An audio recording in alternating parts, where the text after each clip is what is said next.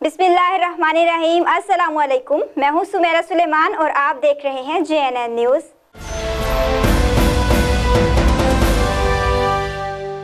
खानपुर में बेटों का वालिद पर तशद्दुद, घर से निकालकर जायदाद पर कब्जा भी कर लिया। दुखी वालिद का इंसाफ का मुतालबा। तफसीलात जानते हैं आमिर बलोच की इस रिपोर्ट में।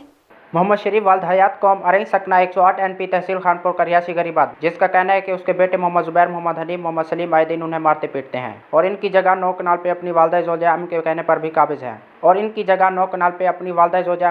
भी काबिज है इनका मजीद कहना था कि उनके बेटे इन्हें जान से मारने की धमकियां देते हैं। गुज़िश्ता रोज़ भी इनके बेटे इनसे लड़े, जिसकी वजह से इनकी आंख पे बहुत गहरी चोट आई और इनकी नज़र का भी मसला बन गया। इनकी इल्तिजा है कि DP और इमर खान DSP सर्कल खानपुर फौरी इस बात का नोटिस लें और मेरी जगह मेरे बेटों के कब्जे से छुड़वा कर कार्रवाई करके मुलजमान को हवालात में बंद करें। मैं शहीद चक नंबर 108 NP दे रहने वाला तहसील खानपुर जिला इमर खान जरा DPO साहब के उपस्थिति से दरखास्त दी थी। मेरे कुमारी ने आप मेरी जदीद काम की है। मोहम्मद जुबैर ने बहुत तसन्ना तौफीक से मेरे नाम।